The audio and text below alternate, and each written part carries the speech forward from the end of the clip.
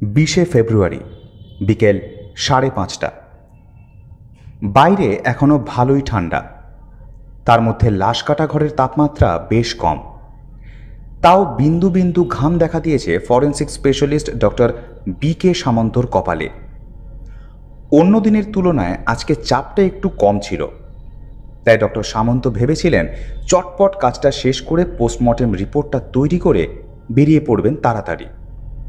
একটা জরুরি party attend না করলেই নয়, তাই সাদামাটা কেসটা দেখে মনে মনে একটু খুশি হয়েছিলেন যে তাড়াতাড়ি বেরিয়ে পড়তে পারবেন।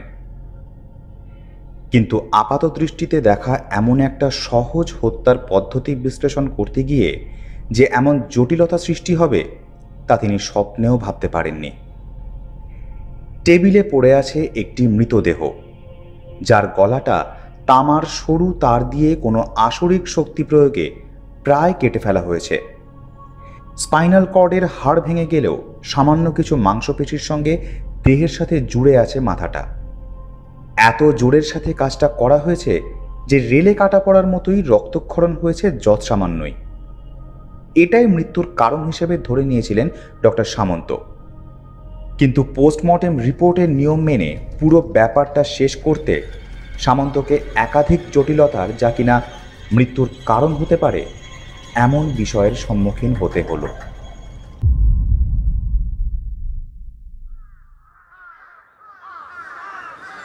বিশে ফেব্রুয়ারি সকাল 6:18। আজ বিধানপালের ঘুমটা ভাঙল অন্যরকম কোলাহলে। চোখ খুলে ঘড়ির দিকে তাকাতেই দেখলেন 6:18। সর্বনাশ, পুরো 18 মিনিট লেট। যদিও বিধানবাবু ঘড়িতে অ্যালার্ম দেন না আজ প্রায় 3 মাস। কারণ প্রায় 3.5 মাস আগে তার প্রতিবেশী অনুকূল বিশ্বাস মারা যাওয়ার কদিন পর থেকেই 6টার অ্যালার্ম বাজার।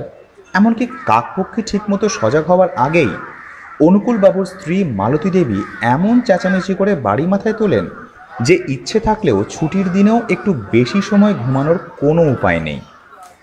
সেই কারণে কষ্ট করে অ্যালার্ম লাগানোর আর প্রয়োজন বোধ করেন না বিধানবাবু। মধ্য কলকাতার কলেজ স্ট্রিট এলাকায় বেশ কয়েকটা দোতলা বাড়ি ঘেঁষাঘেঁষি করে লাইন দিয়ে দাঁড়িয়ে আছে এই পটুয়া পাড়ায়। পাড়ার নাম পটুয়া পাড়া হলেও এখানে সবাই যে পটুয়া এমনটা নয়। প্রতিটা বাড়ির মধ্যে ব্যবধান এতই কম যে পাশের বাড়ির সামান্য জোরে কথা শুনতে কোনো রকম বেগ পেতে হয় না সরকারি অফিসের কেরানি বিধানপালের। তাই আজ যখন সকালবেলা মালতী দেবীর পরিবর্তে তার 3 ছেলে মেয়ে এবং বাড়ির চাকর ধীরেন্দার ভয়ার্ত চিৎকার কানে এলো, তখন ঘুম ভেঙে প্রায় লাফ দিয়ে উঠলেন বিধানবাবু এবং তার স্ত্রী মঞ্জু দেবী। উঠেই জানালার কাছে আসতেই জানতে পারলেন যে সকালে মালতী দেবী উঠতে দেরি করছেন দেখে তাকে ডাকতে এসে প্রথমে ধীরেন্দা এবং ধীরেন্দার চিৎকারে বাকিরা এসে দেখে মালতী দেবীর নিথর প্রাণহীন শরীরটা পড়ে আছে বিছানায়। লালবাজার থানার বড়বাবু মিস্টার নীলাঞ্জন বক্সি বয়সে নবীন হলেও যোগ্যতা এবং বুদ্ধির জোরে বেশ নাম কামিয়েছেন এই বছরে। কমিশনার পর্যন্ত ওনাকে সমীহ করে চলেন। রেসের ঘোড়ার মতো মজবুত নিটোল তার গঠন, আর চোখে বাজপাখির মতো দৃষ্টি তার বুদ্ধির তীক্ষ্ণতা আর ক্ষিপ্রতা দুটোই প্রকাশ করে। ঘরের বাইরে লম্বা বারান্দাতে সকলকে লাইন দিয়ে দাঁড় করিয়ে মিস্টার বক্সি মালতী দেবীর দেহটা পর্যবেক্ষণ করতে লাগলেন ভালো করে। শরীরটা যেভাবে পড়ে আছে তাতে মনে হয় না মৃত্যুর আগে খুব বেশি আত্মরক্ষার চেষ্টা তিনি করতে পেরেছেন বলে। হয়তো ঘুমের মধ্যে হামলা হওয়ায় সেই সুযোগটা তার হয়নি। বালিশ, বিছানা, চাদরে সামান্য ভাঁজটুকু কোথাও নেই। গলা থেকে বেরিয়ে আসা রক্ত বালিশটাকে ভিজিয়ে ফেলেছে, আর বালিশ বেয়ে এসে সাদা চাদরটাকে লাল করে দিয়েছে কিছুটা। মালতী দেবীর ঘরটা ছবির মতো গোছানো। একটা জিনিসেরও স্থান বদল হয়নি এতটুকু। অপরিচিত চোর চুরির উদ্দেশ্যে হাটকাহাটকি করলে জিনিসপত্রের স্থান বদল হতো। তা যখন হয়নি তখন বুঝতে অসুবিধা হয় না যে হত্যা করাটাই প্রধান উদ্দেশ্য ছিল, আর হত্যাকারীও বিশেষ পরিচিত। সদর দরজা ভেতর থেকে বন্ধ ছিল এবং নিচের বারান্দার কোলাপসিবল গেটেও তালা লাগানো ছিল ভেতর থেকে। বাড়ির একতলায় রান্নাঘর, ঠাকুরঘর, খাবার ঘর আর পুরনো চাকর ধীরেন্দার ঘর। রাতেও ধীরেন্দা নিচের তলাতেই থাকে। তাছাড়াও নিচে রয়েছে দুটো ভাড়ার ঘর। একটাতে থাকে সংসারের জিনিসপত্র আর বাকি একটাতে থাকে এবাড়ির ছেলে রাতুলের ব্যবসার সামগ্রী। আর ওপর তলায় থাকেন মালতী দেবী আর তার 3 ছেলে মেয়ে। তাছাড়াও রয়েছে 2টো বাড়তি ঘর, যেগুলোকে গেস্ট রুম বলা চলে। আরেকটি আছে খুব বড় সড়ো বসবার ঘর, পুরনো সাবেকি আমলের বাড়ি। মাঝখানে খোলা উঠোন আর চারদিকে খোলা বারান্দা সহ ঘরগুলো পরপর সাজানো। শুধু মালতী দেবীর ঘর নয়, পুরো বাড়িটাতেই তার পরিপাট্যের ছাপ স্পষ্ট। ইন্সপেক্টর বক্সি ভালো করে নজর বুলিয়ে নিলেন পুরো ঘরটায়। বিছানার বাঁদিকে দেওয়াল ঘেঁষে রাখা আছে একটি সেগুন কাঠের আলমারি, আর সেই আলমারিতে তখনও ঝুলছে একটা মোটা চাবির গোছা। আলমারিটা পর্যবেক্ষণ করে বুঝলেন যে ভুল চাবি দিয়ে বা খুব তাড়াহুড়ো করে আলমারিটা খোলার চেষ্টা করা হয়েছে বেশ কয়েকবার, যার ফলে চাবির গর্তের পাশে বেশ কয়েকটা টাটকা আঁচড়ের দাগ পড়েছে। ঘরে রয়েছে একটি সেলাই মেশিন, সেটিও অতি যত্ন করে ঢেকে রাখা, যদিও তার চেহারা দেখে মনে হয় মাঝে মাঝেই সেটি ব্যবহার করা হয়। সেলাই মেশিনের উপরে রাখা একটি বড় সুদৃশ্য নজর কাড়া সুতোর বাক্স। বাক্সটিতে রয়েছে হরেক রঙের সুতো, আর সেগুলি নিখুঁতভাবে গুটিয়ে রাখা। সুতোর বাক্সটির ঢাকনায় রয়েছে একটি বিশেষ ধরনের সূঁচ রাখার জায়গা, আর সেখানে বিভিন্ন ধরনের এবং মাপের অনেক সূঁচ রয়েছে। ঘরের ভিতরে আর কোথাও কোনো সন্দেহজনক কিছু চোখে পড়ল না ইন্সপেক্টর বক্সির। তিনি এবার মৃতদেহের কাছে এসে ভালো করে দেখতে লাগলেন খুঁটিয়ে খুঁটিয়ে। মালতী দেবীর মুখের দিকে তাকিয়ে তার বয়সের আন্দাজ করে একটু কপালে ভাঁজ পড়ল তার। বেশ গম্ভীরভাবে নিজের মনের মধ্যেই বিড়বিড় করে বললেন, দেখে তো মনে হচ্ছে মালতী দেবীর বয়স 38 থেকে 40 বছরের মধ্যে হবে। আর এনার মুখটা রক্তক্ষরণের ফলে ফর্সা মুখটা একেবারে ফ্যাকাশে হয়ে গেছে। লম্বাটে, মাঝারি স্বাস্থ্য, সরু অথচ ফোলানো বাঁশির মতো নাক, আর অত্যন্ত পাতলা ঠোঁটের সাথে সরু জোড়া ভুরু। সব মিলিয়ে তিনি মোটামুটি সুন্দরী হলেও স্বভাবে যে একটু রুক্ষ ছিলেন সেটা বলে দিতে হয় না। হাত দুটো দেহের পাশে স্বাভাবিকভাবেই রাখা। এই দেখে বক্সি আবার বললেন, এরকম অবস্থাতে তো হাত দুটো গলার কাছে থাকার কথা, হয়তো আততাই এভাবে রেখে দিয়েছে মৃত্যুর পর। পায়ের কাছে এসে ভুরু কুঁচকে দৃষ্টিটা আরেকটু তীক্ষ্ণ করলেন বক্সি। আর এই পায়ের পাতা দুটো সামনের দিকে নেমে সোজা হয়ে যাওয়ার কথা, এত স্বাভাবিক থাকে কি করে? এই যে দাসবাবু, মৃতদেহটা ময়না তদন্তে নিয়ে যাওয়ার ব্যবস্থা করুন। এই বলে ইন্সপেক্টর বক্সি বারান্দায় এলেন সবার সাথে কথা বলতে। উঠোনে এবং বাড়ির বাইরে পাড়ার লোকেদের ভিড় জমলেও কাউকেই উপরে আসতে দেওয়া হয়নি। ধীরেন্দার সাথে 3 ভাই বোন দাঁড়িয়ে আছে এক সারিতে। সকলের অত্যন্ত শান্ত আর নির্বিকার চেহারা কেমন একটা অস্বাভাবিক পরিবেশ তৈরি করেছে। বড় মেয়ে সৃজিতা কলকাতা বিশ্ববিদ্যালয় থেকে ইংরেজিতে MA করেছে। সারাটা দিনের বেশিরভাগ সময় তাকে বাড়ির বাইরেই থাকতে হয়। লম্বা ছিপছিপে শ্যামবর্ণা সৃজিতার চারিত্রিক দৃঢ়তা স্পষ্ট তার তুলনামূলক মোটা ঠোঁট আর শক্ত চোয়ালে। চোখ দুটো অত্যন্ত শান্ত, যা কিনা স্থির বুদ্ধির পরিচয় দেয়। ছোট মেয়ে Adrita mathematics honours, first year. মেধাবী হলেও নিজের বাস্তব বুদ্ধির পরিচয় দেওয়ার সুযোগ হয়ে ওঠেনি এখনো বোধ হয়। তুলনামূলক বেঁটে, ফর্সা, বড় বড় চোখ আর গোল মুখ থেকে বলে দিতে হয় না যে সিঁড়িতে ওঠার সময় দেওয়ালে অনুকূলবাবুর ছবির পাশে যে ভদ্রমহিলার ছবি টাঙানো রয়েছে, এই মেয়েটি তারই। ছেলে রাতুল সব থেকে বড় হলেও চোখে মুখে শিশু সুলভ সারল্য মাখা। বড় ও ছোট 2 বোনের চেহারার সাথেই তার কিছু কিছু মিল রয়েছে। তাকে নাম জিজ্ঞেস করতেই সে নিজে থেকেই সব বলতে শুরু করে দিল। ছোটবেলা থেকেই আমার পড়াশোনায় বিশেষ মনোযোগ ছিল না। আমি বুঝে গিয়েছিলাম পড়াশোনা করেও বড় হয়ে টাকাই আয় করতে হবে, তার চেয়ে বরং ছোট থেকেই ব্যবসায় লেগে পড়া ভালো। প্রথমে 2-1টা ছোটখাটো ব্যবসা করার পর বর্তমানে আমি ইলেকট্রিক্যাল সামগ্রীর বড় ব্যবসায়ী বলতে পারেন। শিয়ালদা ফ্লাইওভারের নিচে আমার একটা ছোট্ট দোকানও আছে। পাইকারি এবং খুচরো সব ধরনের ব্যবসাই করে থাকি। ঘরের যেখানে সেখানে নানা রকম কাজে ব্যবহার করা তারের টুকরো দেখে বুঝতে অসুবিধা হয় না যে সেগুলো দোকানের খুচরো কাজে বেঁচে যাওয়া অংশ। সেগুলো সম্পর্কে জিজ্ঞেস করাতে রাতুল উত্তর দিল, আমার প্রতিদিনই এরকম অনেক টুকরো বেঁচে যায়। এর থেকে কত বড় বড় টুকরো প্রতিদিন লোকেরা চেয়ে নিয়ে যায় তার ঠিক নেই।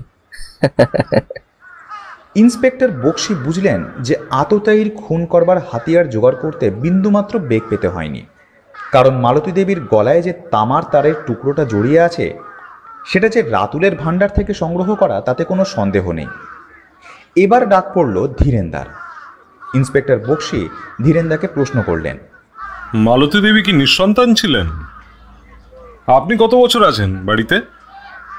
ধীরেন্দা আর প্রশ্নের অপেক্ষা না করে বলা শুরু করলো, আগে বাবু, আমি এসেছিলাম দিদি ভাই মানে অনুকূল বাবুর প্রথম স্ত্রী এবং এই 3 ছেলে মেয়ের মা বিভা দিদি ভাইয়ের সাথে বিয়ের অন্যতম যৌতুক হিসেবে। এই বাড়ির লোকেদের সেবা করাই আমার জীবনের ব্রত। এরা ছাড়া আমার এই জগতে আর কেউ নেই। মাত্র বছর 10 আগে যখন দিদি ভাই ক্যান্সারে পড়লেন তখন মালতী দেবী এসেছিলেন এই বাড়িতে দিদি ভাইয়ের নার্স হয়ে। একদিন সকালের দিকে যখন কেউ বাড়ি ছিল না, এমনকি আমিও কালীঘাটে পুজো দিতে গেছিলাম দিদি ভাইয়ের নামে ওই মালতী দেবীরই অনুরোধে। সেদিন বাড়ি ফিরে শুনলাম দিদি ভাইয়ের শরীর হঠাৎ করেই প্রচন্ড খারাপ হয়ে তিনি চলে গেছেন আমাদের সবাইকে ছেড়ে।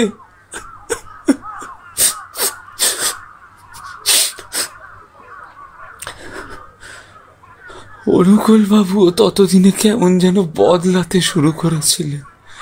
যতটা ধাক্কা তার পাওয়া উচিত ছিল ততটা পেলেন না, বরং মনে হলো যেন এক প্রকার হাঁফ ছেড়ে বাঁচলেন। রাতারাতি সিদ্ধান্ত নিলেন মালতী দেবীকে তিনি বিয়ে করবেন ছেলে মেয়েদের দেখাশোনার জন্যে। অনুকূল বাবুর আর সন্তানের প্রয়োজন ছিল না, আর মালতী দেবীরও মনে হয় সন্তানের অভাব বোধ করেননি। তিনি বিপুল সম্পত্তি আর গয়না নিয়ে দিব্যি খুশি ছিলেন। বিয়ের পর অনুকূল বাবুর টাকা কামানোর নেশা আরো বেড়ে গেল। তিনি মোটা মাইনের চাকরির সাথে সাথে তেজারতি আর বন্ধকি কারবার শুরু করলেন। এই পর্যন্ত বলে যেন ধীরেন্দার সম্বিত ফিরল। সে মুখে গামছা চাপা দিয়ে বসে পড়ল বারান্দায় রাখা একটা চেয়ারে। বক্সি তীক্ষ্ণ দৃষ্টিতে লক্ষ্য করতে লাগলেন তার চেহারার পরিবর্তন। বেঁটেখাটো শ্যামবর্ণ বেশ শক্ত চেহারার বছর 55 ধীরেন্দার বয়স যেন এক ধাক্কায় বেড়ে গেল বেশ কিছুটা। বুঝতে অসুবিধা হয় না যে এই পরিবারের সাথে সে গভীরভাবে জড়িয়ে আছে। ইন্সপেক্টর বক্সির চোখে যেন বিদ্যুৎ খেলে গেল। মালতী দেবীকে বিয়ে করাটা যে ধীরেন্দা মেনে নিতে পারেনি সেটা তার কথায় স্পষ্ট। কিন্তু তার জন্য কি সে খুন করতে পারে মালতী দেবীকে? তাহলে এত বছরে করেনি কেন? ইন্সপেক্টর বক্সি সৃজিতার দিকে তাকিয়ে জানতে চাইলেন, আচ্ছা, সৃজিতা দেবী সদর দরজা ছাড়া বাইরে যাবার কি আর কোনো রাস্তা আছে? না, সেভাবে তো আর কোনো দরজা নেই। তবে বাড়ির পিছনে একটা জমাদারের সিঁড়ি ছিল, তবে সেটা বন্ধ করে দেওয়া হয়েছে বেশ কয়েক বছর আগে। তবে একটা ছাদের থেকে অন্য ছাদে যাওয়া যায় স্বচ্ছন্দে। আচ্ছা, চলুন ছাদ থেকে একবার ঘুরে আসি। ছাদের সিঁড়ির দিকে পা বাড়ালেন ইন্সপেক্টর বক্সি। ছাদে উঠতেই দেখা গেল ছাদের দরজাটা হাট করে খোলা। রাতুলকে একটু অস্বস্তি বোধ করতে দেখা গেল। সে কাঁচুমাচু মুখ করে বলল, মানে হয়েছে কি, আসলে আমি রোজ রাতে ঘুমানোর আগে একবার ছাদে আসি সিগারেট খেতে। কখনো কখনো ভুল করে ছাদের দরজা খুলে রেখে চলে যাই। বাবা বেঁচে থাকতে এই নিয়ে বকা শুনতে হতো প্রতিদিনই। কাল হয়তো আমিই দরজাটা ভুল করে খোলা রেখে চলে গেছি। ছাদটা একটু দেখার উদ্দেশ্যে পা বাড়াতেই বক্সি দেখলেন প্রকাণ্ড ছাদের একটা দিকে টিনের ছাউনি দেওয়া এবং তার নিচে আজে বাজে কাজের অকাজের জিনিস বোঝাই করা। কি নেই সেখানে? হুইল লাগানো বড় বড় মাছ ধরার ছিপ, লেচি লেচি সুতো, কিছুটা সাদা আর কিছুটা মাঞ্জা দেওয়া। একটা জায়গায় একটা পাম্প স্টোভ, কৌটো ভরা সাবু এবং কাঁচের গুঁড়ো রাখা, সঙ্গে বিভিন্ন রঙের শিশি। ইন্সপেক্টর বক্সি কিছু জিজ্ঞেস করার আগেই রাতুল বলে উঠল, আসলে আমি বিশ্বকর্মা পুজো এবং মকর সংক্রান্তির সময় ঘুড়ি, লাটাই এবং মাঞ্জা দেওয়া সুতোর ব্যবসা করি। তেমনি কালী পুজোর সময় বাজি ও দোলের সময় রঙের। যে কোনো উপায়ে টাকা আয় করার নেশাটা হয়তো আমার বাবার কাছ থেকেই পাওয়া। বক্সি দেখলেন ছাদে বেশ কিছুটা দূরত্ব বজায় রেখে লাগানো দুটি বাঁশের গায়ে এখনও লেগে আছে কাচের গুঁড়ো মিশ্রিত সাবু, যা শুকিয়ে এতটাই শক্ত যে অন্য মনস্কতায় হাতও কেটে যেতে পারে। আশেপাশের সব বাড়িগুলি এতটাই কাছাকাছি যে একটু কষ্ট করলেই এক ছাদ থেকে অন্য ছাদে যাওয়া যায়, কিন্তু একটা বাড়ি এত কাছে যে ছাদের পাঁচিলে জোরে লাফ দিলেই অন্য ছাদে যাওয়া যায় আরামসে। আর ওই ছাদের গা ঘেঁষে রয়েছে একটি মস্ত বড় আম গাছ, যেটা থেকে খুব সহজেই ছাদে ওঠানামা করা যায়। বক্সি জিজ্ঞেস করে জানতে পারলেন যে ওই বাড়ির মালিকের নাম বিধান পাল। অগত্যা ডাক পড়ল বিধানবাবুরও। এমনিতেই পাড়ায় এত বড় একটা ঘটনা ঘটে যাওয়ায় তিনি আজ গরমাগরম খবরের আশায় অফিস থেকে ছুটি নিয়েছিলেন, সুতরাং তার সাথে দেখা করতে কোনো সমস্যা হলো না। বিধানবাবু আসার আগে বক্সি সৃজিতার কাছে জানতে চাইলেন, আচ্ছা সৃজিতা দেবী, এই বাড়িতে বাইরের লোকের যাতায়াত কেমন? এ বাড়িতে বাইরের লোক তেমন বেশি আসে না। আসলে মা পছন্দ করতেন না, আর বাবা মারা যাওয়ার পর বাইরের লোকের আসা তো এক প্রকার বন্ধই হয়ে গেছে প্রায়। ইতিমধ্যে বিধানবাবু এসে হাজির। রূপে গুণে তিনি একেবারেই উপযুক্ত বাঙালি কৌতূহলী প্রতিবেশীর উদাহরণ। তার উপরে মুখে একটি কৃত্রিম হাসি সেঁটে ভালো মানুষ সাজার বৃথা চেষ্টা করে চলেছেন।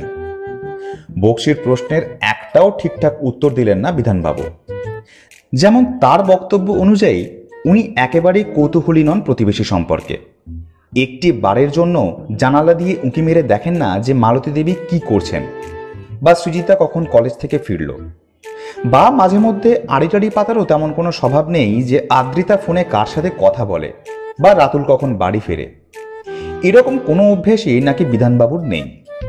তিনি যখন হাত নেড়ে কথা বলছিলেন তখন বক্সি খেয়াল করলেন যে তার বাঁ হাতের বৃদ্ধা এবং তর্জনীতে লাল ওষুধের টাটকা দাগ। বক্সি জিজ্ঞেস করলেন, আপনার আঙুল দুটোতে ওভাবে চোট লাগলো কিভাবে বিধানবাবু? আচমকা কথাটা শুনে প্রথমে একটু হক চুকিয়ে গেলেন বিধানবাবু, তারপর নিজেকে সামলে নিয়ে বললেন, হ্যাঁ হ্যাঁ, কাল কাল অফিস থেকে ফেরার সময় পেছন থেকে একটি রিক্সা এসে ধাক্কা দেওয়ায় পড়ে গিয়ে হাঁটুতে চোট লেগেছে স্যার। আরও দু একটা টুকিটাকি প্রশ্ন করে প্রয়োজনে আবার ডাক পড়বে একথা জানিয়ে বিধানবাবুকে ছেড়ে দিলেন ইন্সপেক্টর বক্সি। তিনি হাঁপ ছেড়ে বাঁচলেন, তারপর দৌড় মারলেন নিজের বাড়ির দিকে।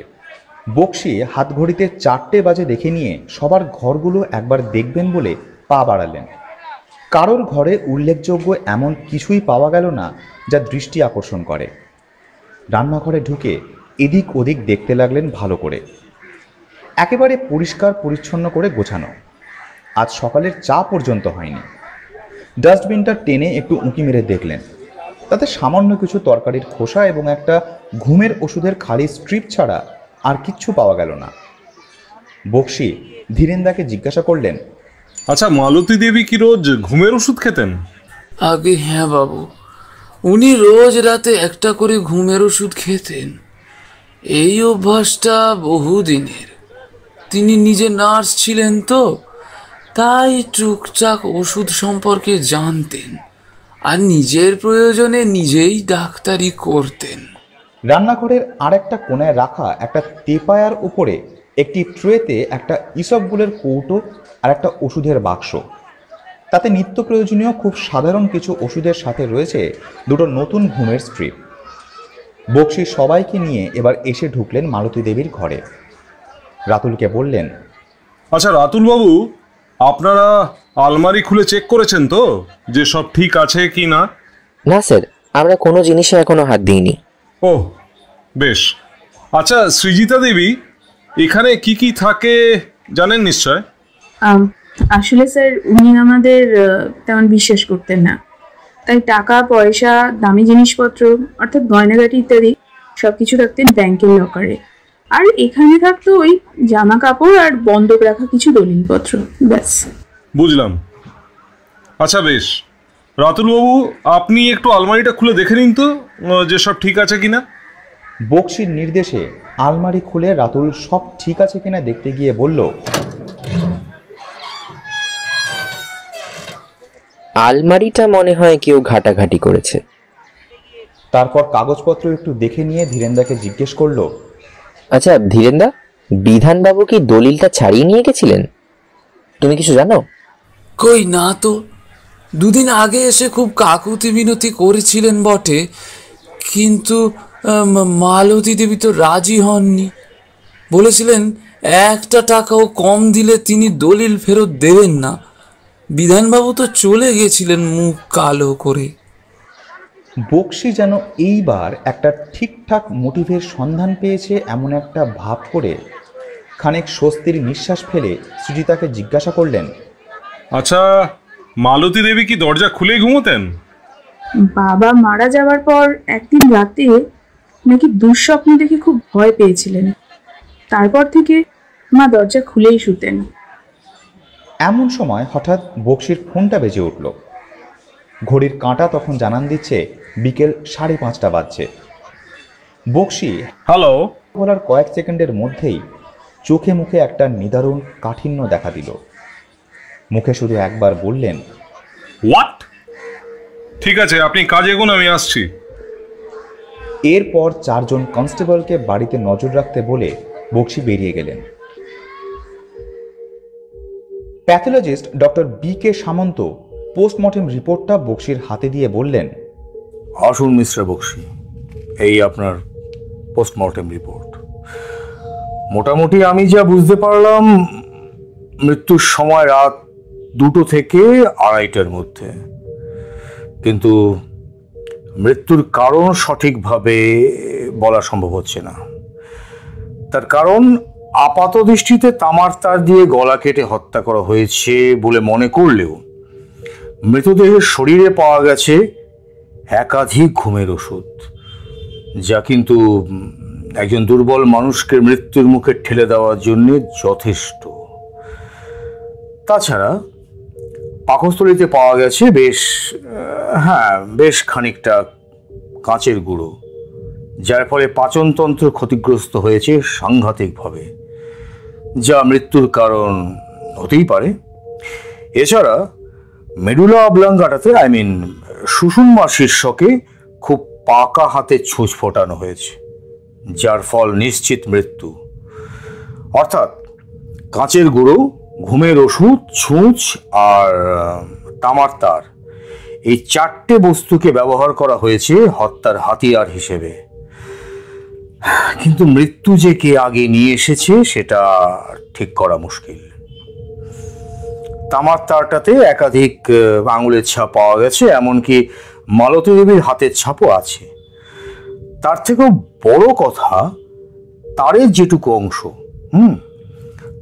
যেটুকু অংশ গলার সাথে জড়িয়ে ছিল সেটুকু তার দিয়ে হত্যা করা সম্ভব নয়। অর্থাৎ হত্যার পর তার দুপাশ থেকে কেটে নেওয়া হয়েছে। পাচনতন্ত্রের অবস্থা অত্যন্ত খারাপ। ঘুমের ওষুধগুলো প্রায় সবটাই গলে গেছে, তাই ঠিক করে বলা মুশকিল এক্স্যাক্টলি কটা ট্যাবলেট হতে পারে। আর কাঁচের গুঁড়োর সাথে পাওয়া গেছে ইসবগুল। সম্ভবত ইসবগুলের সঙ্গে কাঁচের গুঁড়ো পেটে গেছে। তবে ওনার পাচনতন্ত্র থেকে এটা পরিষ্কার যে ইসবগুল ওনার নিয়মিত খাদ্য তালিকায় ছিল। মোটামুটি এই। আর আরেকটা পয়েন্ট, মেডুলা অবলাঙ্গাটাতে চোট আনার জন্য যে ছুঁচ ব্যবহার করা হয়েছিল সেটা কিন্তু অত্যন্ত সাধারণ এবং প্রত্যেকটা গৃহস্থ পরিবারে সহজলভ্য। বুঝতে পারলেন? বক্সি এবার টেবিলের ওপর সজোরে একটা চাপড় মেরে বললেন, হাত আর পায়ের পজিশন দেখেই আমার সন্দেহ হয়েছিল, কিন্তু এত সাংঘাতিক কিছু আমি কল্পনাই করতে পারিনি। কেন এত নৃশংসতা? একটা মানুষকে এতবার করে বিভিন্ন পদ্ধতিতে হত্যা করার চেষ্টা করা হলো কেন? আমার মনে হয় এত কিছু করা হয়েছে শুধুমাত্র বিভ্রান্ত করার জন্য, ব্যাস। এত ঠান্ডা মাথায় পরিকল্পনা করা হয়েছিল পুরো ঘটনাটা। আমার মনে হয় না অফিসার, এই ফরেন্সিক রিপোর্ট আপনাকে খুব বেশি সাহায্য করতে পারবে। বক্সি থানায় এসে 5 জনের নামে অ্যারেস্ট ওয়ারেন্ট বার করে নিয়ে গেলেন মালতী দেবীর বাড়ি। ঠিক করে নিলেন আরও কিছুটা তদন্ত না এগোনো পর্যন্ত মৃতদেহ সৎকারের অনুমতি দেবেন না। পথেই একবার রাতুলের দোকানের দিকে গেলেন বক্সি। আজকের দোকান বন্ধ থাকায় আশেপাশের সকলকে জিজ্ঞেস করে রাতুল সম্পর্কে যা জানতে পারলেন তাতে কোনো দিক থেকেই তাকে খুনি মনে করার যোগ্য বলে মনে হয় না। এই এলাকায় তার কাজের দিক থেকে এবং মানুষ হিসাবে অত্যন্ত সুনাম। প্রতিবেশী দোকানদারদের মতে রাতুলের মতো নিরীহ সাদাসিধে ছেলে এই যুগে পাওয়া মুশকিল। শুধু 2 বোনই নয়, বাবা এবং বিমাতা মালতী দেবী আর ধীরেন্দা প্রত্যেকের প্রতি সে অত্যন্ত দায়িত্বশীল। তার ভীতু স্বভাবকে কেন্দ্র করে বিভিন্ন রকমের গল্প আশেপাশের সকলের সময় কাটানোর একটা আনন্দদায়ক আলোচ্য বিষয়। বক্সির চিন্তা আরো গভীর হলো। মনে মনে বিড়বিড় করে বলতে লাগলেন, রাতুলকে যদি সন্দেহের তালিকা থেকে সরিয়ে রাখা হয় তাহলে যে 4 জন থাকছে তার মধ্যে যার উপরে এসে সন্দেহটা ঘনীভূত হয় সে হলো বিধানবাবু। তার একটা জোরালো মোটিভ আছে, কিন্তু পরের বাড়িতে গিয়ে এতগুলো কাণ্ড একার হাতে করা কি সম্ভব? মনে তো হয় না। নাকি তিনি আরো লোক নিয়ে এসেছিলেন সঙ্গে? এদিকে আদ্রিতার একার পক্ষে কোনো মতেই সম্ভব নয় এসব করা। আবার যদি ধরেই নিই যে সে সৃজিতার সাথে মিলে এসব কিছু করেছে, তাহলেও কি সম্ভব এমন একটা দুঃসাহসিক নিখুঁত প্ল্যান করে কার্যসিদ্ধি করা? বক্সি আবার ডেকে পাঠালেন বিধানবাবুকে। আবার ডাক পড়েছে শুনে বিধানবাবুর বাথরুমে যাতায়াত বেড়ে গেল। উনি এক প্রকার কেঁদে ফেলেন আর কি। বক্সি বিধানবাবুকে প্রশ্ন করলেন, আপনার দলিলটা এখন কোথায় বিধানবাবু? প্রশ্ন শুনেই বিধানবাবু হাউমাউ করে কেঁদে ফেললেন। বক্সির সামনে হাত জোড় করে বললেন, বিশ্বাস করুন স্যার, আমি কাল যখন এসেছিলাম দলিলটা চুরি করতে, তখন মালতী দেবী আর বেঁচে ছিলেন না। বছর 2 আগে অনুকূল বাবুর কাছ থেকে বিশেষ প্রয়োজনে দলিল বন্ধক রেখে মাত্র 50,000 টাকা ধার নিয়েছিলাম, কিন্তু উনি কি হিসেবে জানি না 2 বছরে এই টাকার সুদের পাহাড় তৈরি করেছিলেন আমার সামনে। বিশ্বাস করুন স্যার, 10 লাখ টাকা দেওয়ার মতো ক্ষমতা আমার নেই, একেবারেই নেই। অনুকূলবাবু মারা যাওয়ার পর মালতী দেবীর কাছে 1 লাখ টাকার পরিবর্তে দলিল ফেরত চেয়েছি বহুবার, কিন্তু উনি ছিলেন অনুকূল বাবুর থেকেও বেশি পয়সা পিচাস। তাই ওটা চুরি করা ছাড়া আমার আর কোনো উপায় ছিল না। অনুকূল বাবু বেঁচে থাকতে রাতুলকে মাঝে মাঝেই রাত্রিবেলা ভুল করে ছাদের দরজা খুলে রাখা নিয়ে বকাবকি করতেন, সেটা আমি জানতাম। তাই সেদিন মালতী দেবী আমায় ফিরিয়ে দেওয়ার পর আমি ঠিক করলাম রোজ নজর রাখবো, সুযোগ বুঝেই দলিলটা চুরি করব। আর সেই মতোই কাল যখন রাতুল ছাদে এলো, আমি নজর রেখেছিলাম ওর ওপর। দেখলাম রাতুল অন্যমনস্কভাবে দরজার খোলা রেখেই নেমে গেল নিচে। কিছুক্ষণ দাঁড়িয়ে রইলাম দেখবার জন্য যে ও আবার ফিরে আসে কিনা দরজা বন্ধ করতে, কিন্তু ও আর এলো না। সৃজিতা ও অর্জিতা অনেক রাত পর্যন্ত জেগে পড়াশোনা করে, তাই সবাই ঘুমিয়ে যাওয়ার পর রাত 3টে নাগাদ ছাদ টপকে এ বাড়িতে এলাম। তারপর সোজা ঢুকে গেলাম মালতী দেবীর ঘরে। মনে মনে ভয় ছিল দরজা ভেতর থেকে বন্ধ থাকে কিনা, কিন্তু ওনার ভয় পাওয়ার ঘটনাটা মোটামুটি পাড়ার সবাই জানে। আর সেই থেকে উনি যে দরজা খুলে ঘুমন সে খবরও কারোর অজানা নেই। আলতো করে ঠেলা মারতেই খুলে গেল দরজা। মালতী দেবীর বালিশের তলায় হাত দিয়ে চাবি বের করতে গিয়ে চটচটে কি যেন একটা হাতে ঠেকলো। ঘুমের ওষুধ খেয়ে ঘুমোয়, তাই ঘুম ভাঙার ভয় ছিল না, কিন্তু হাতে কি লাগলো সেটা জানার জন্য একটুখানি আলোতে গিয়ে দেখতেই আমার হৃৎপিণ্ডটা উঠে এলো গলার কাছে। বিশ্বাস করুন স্যার, ভয়ঙ্কর কিছু একটা হয়ে গেছে সেটা বুঝতে পেরেছিলাম, কিন্তু সেদিকে তাকানোর সাহস আমার ছিল না। কোনো রকমে মাথা ঠান্ডা করে দলিলটা নিয়ে পালানোটাই বুদ্ধিমানের কাজ মনে করলাম। কিন্তু এমনভাবে গা হাত পা কাঁপছিল যে চাবি দিয়ে আলমারি খুলতে সময় লাগলো অনেকটা। অন্ধকারে খানিকটা হাতকানোর পর দলিলটা পেলাম। তারপর সেটা নিয়ে পালাতে গিয়েই তাড়াহুড়ো করে যখন লাফ দিয়েছি এই ছাদ থেকে ওই ছাদে, তখনই পড়ে গিয়ে হাঁটুটা গেল কেটে। বক্সির বিচক্ষণতা বিধানবাবুর সত্যতা যাচাই করতে ভুল করল না। তার লঘু অপরাধে কি শাস্তি হবে তাই নিয়ে পরে ভাবা যাবে, তখনকার মতন তিনি ছেড়ে দিলেন বিধানবাবুকে। কিন্তু বিধানবাবুর কথা থেকে দুটো সত্য প্রমাণিত হলো। 1, মালতী দেবী ঘুমের ওষুধ খেতেন নিয়মিত। 2, রাতুল ছাদের দরজা সম্বন্ধে যা বলেছে তাও সত্যি। তাহলে বক্সি অনেকক্ষণ আগেই সুতোর বাক্সটা পাঠিয়ে দিয়েছিলেন ফরেন্সিকে। বাড়িটা আরও একবার খুব ভালো করে ঘুরে দেখলেন তিনি, কিন্তু কিছুই পাওয়া গেল না তেমন সন্দেহজনক। ধীরেন্দাকে এক গ্লাস জল আনতে বলে আবার গিয়ে বসলেন জিজ্ঞাসাবাদের জন্য। এই প্রথমবার বক্সি খেয়াল করলেন যে ধীরেন্দার ডান পাটা একটু টেনে টেনে হাঁটে এবং সে গ্লাসটাও নিয়ে আসছে বাঁ হাতে। বক্সির চোখে কৌতূহল দেখে সৃজিতাই বলল, আমার মা মারা যাওয়ার পর ধীরেন্দা বড় সড়ো একটা আঘাত পায়, আর তখনই হয়তো ছোটোখাটো একটা স্ট্রোক হয়ে গিয়েছিল। তারপর থেকেই ধীরেন্দার ডান হাতটা পক্ষাঘাতের শিকার। বক্সি জল খেতে খেতে মনে মনে ভাবলেন, তার মানে ধীরেন্দার পক্ষেও এসব একা করা সম্ভব নয়। বক্সির পরবর্তী প্রশ্ন অনুকূলবাবুর মৃত্যু সংক্রান্ত। তিনি কিভাবে মারা গিয়েছিলেন জানতে চাওয়ায় রাতুল বলল, আশ্চর্যজনকভাবে সেদিন আমরা কেউ বাড়ি ছিলাম না স্যার। আমি দোকানে, 2 বোন কলেজে, আর ধীরেন্দা গেছিল উকিল আর LIC এজেন্টের কাছে। বাবা তাদের দুজনকেই একসাথে ডেকে পাঠিয়েছিলেন। তারা দুজনেই পরের দিন বিকেলে আসার সময় দিয়েছিল, কিন্তু ধীরেন্দা বাড়ি ফিরেই শোনে যে বাবা নাকি ছাদের সিঁড়ি থেকে নামার সময় পা পিছলে পড়ে গিয়ে মাথায় সাংঘাতিক চোট পেয়ে তক্ষুনি মারা গেছে। আমরা কেউই কিছু করতে পারিনি, আমাদের হাতে কিছুই ছিল না। এই বলে রাতুল হাত দিয়ে চোখ মুছতে লাগলো। বক্সি যেন হঠাৎ একটা আলোর সন্ধান পেয়ে জানতে চাইলেন, আচ্ছা বেশ, এবার আপনাদের স্থাবর অস্থাবর সম্পত্তির সম্বন্ধে বলুন। সৃজিতা তৎক্ষণাৎ মালতী দেবীর আলমারি খুলে সমস্ত দলিল এবং কাগজপত্র এনে হাজির করল বক্সির সামনে, যাতে রয়েছে আরও কিছু বন্ধকি দলিল, যেগুলো সম্পর্কে এদের ভালো করে কিছুই জানা নেই। কাগজপত্র ঘাঁটতে ঘাঁটতে ক্রমশ বক্সির মুখে পরাজয়ের ছাপ স্পষ্ট হতে লাগলো। এই যে বিরাট বড় ক্ষতি, মালতী দেবীর মৃত্যুতে তো আপনারা প্রায় পথে বসতে চলেছেন। ব্যাংকের সমস্ত টাকা পয়সা মালতী দেবীর নামে, এবং তার অবর্তমানে সব যাবে আশ্রয় অনাথ আশ্রমে।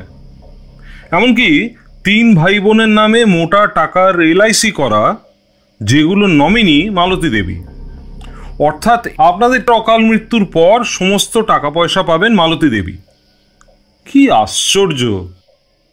এমন অদ্ভুত ব্যাপার দেখে মালতী দেবী সম্পর্কে বক্সির ধারণা খানিকটা পরিষ্কার হলো। ধীরেন্দা বলল, একটু বেশি বয়সে অমন অল্প বয়স্কা মেয়ে বিয়ে করে অনুকূল বাবুর মাথাটা একেবারে খারাপ হয়ে গেছিল। এসব কিছুই চলছিল মালতী দেবীর কথায়। শেষের দিকে হয়তো তার মোহভঙ্গ হয়েছিল। তিনি ঠিক করেছিলেন উইল এবং টাকা পয়সার নমিনির ক্ষেত্রে কিছু পরিবর্তন করবেন। তাই সেদিন ডেকে পাঠিয়েছিলেন উকিল বাবু আর LIC এজেন্টকে, কিন্তু শেষ রক্ষা করতে পারেননি। হঠাৎ ইন্সপেক্টর বক্সি ধীরেন্দাকে প্রশ্ন করে বসলেন যে, আপনাদের কি মনে হয়, বিভা দেবী এবং অনুকূলবাবুর মৃত্যুর জন্য কি মালতী দেবী দায়ী? ধীরেন্দা এবারে সোজা হয়ে বসে একটা বড় দীর্ঘশ্বাস ফেলে চোয়ালটাকে শক্ত করে বলল, মনে হওয়াতে কি এসে যায় দারোগা বাবু, আমাদের হাতে যে কোনো প্রমাণ ছিল না। ধীরেন্দার শেষ কথাগুলো বক্সির মাথায় ঘুরতে থাকলো চক্রাকারে। সম্বিত ফিরল, ফোনটা বেজে ওঠায়। ফরেন্সিক ল্যাব থেকে ফোন এসেছে। তাদের বক্তব্য, একাধিক সূঁচে বাড়ির প্রত্যেকের রক্তের নমুনা পাওয়া গিয়েছে। বক্সি একটা দীর্ঘশ্বাস ফেলে নিজের হেরে যাওয়ার অনুভূতিটা খানিকটা কম করল। সে বুঝতে পারল যে এই সুপরিকল্পিত চক্রান্তের রহস্য ভেদ করা হয়তো তার পক্ষে সম্ভব নয়, কিন্তু তবুও এই হারের মধ্যে কোথাও না কোথাও যেন একটা জিতে যাওয়ার আনন্দ অনুভব করল বক্সি। মালতী দেবীর হয়তো এটাই প্রাপ্য ছিল। সত্যিই তো, প্রমাণ ছাড়া যে আইনের হাত পা বাঁধা। মালতী দেবী বেঁচে থাকলে এভাবেই একে একে বাড়ির প্রত্যেকে তার শিকার হতো নিঃসন্দেহে। ইন্সপেক্টর বক্সির আনা অ্যারেস্ট ওয়ারেন্ট কোনো কাজে লাগলো না, কারণ তার কাছে একটিও প্রমাণ নেই যা থেকে তিনি এই 4 জনের একজনকেও অ্যারেস্ট করতে পারবেন। তাও অন্তত কিছুদিন চেষ্টা চালাতে হবে, যতদিন এদের সব ঠিক না হচ্ছে। বক্সি যখন মৃতদেহ সৎকারের অনুমতি দিয়ে বাড়ি থেকে বেরোচ্ছে, তখন 3 ভাই বোন ধীরেন্দার সাথে এগিয়ে এলো সদর দরজা পর্যন্ত। বক্সির চোখে আজ অন্য চমক। তিনি একদিকে যেমন আইনের পূজারী, অন্যদিকে অপরাধ এবং অপরাধীর পরম শত্রু। মালতী দেবী তো কম অপরাধী ছিলেন না, তা সত্ত্বেও আইন তার কিছুই করতে পারেনি। এটাই হয়তো তার উপযুক্ত শাস্তি। তাই তার চোখে মুখে খানিকটা পরিতৃপ্তির ছাপ, আর এই 4 জনের চোখে কৃতজ্ঞতার দৃষ্টি। কিছু প্রশ্নের উত্তর এখনো বক্সির অজানা। দিন রাত্রি সব কাজের মধ্যেও সব সময় মাথায় ঘুরছে সেগুলো। উত্তর না পেলে সে শান্তি পাবে কি করে? 3 দিন পর বেনারসের দশাশ্বমেধ ঘাটে বিভাদেবী এবং অনুকূলবাবুর অস্থি বিসর্জন দেওয়ার পর ধীরেন্দা, রাতুল, সৃজিতা এবং আদ্রিতা ঘাটে বসে আছে চুপচাপ। যদিও পাড়ার লোক জানে অপমৃত্যুর কারণে মালতী দেবীর শ্রাদ্ধ শান্তি এবং অস্থি বিসর্জনের উদ্দেশ্যে বেনারসে আগমন।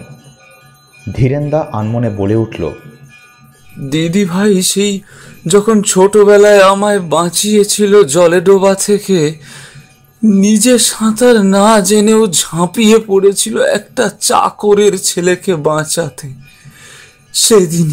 সেদিনই ঠিক করে ফেলেছিলাম এ জীবনটা দিদি ভাইয়ের জন্য উৎসর্গ করব, কিন্তু শেষ রক্ষা করতে পারিনি।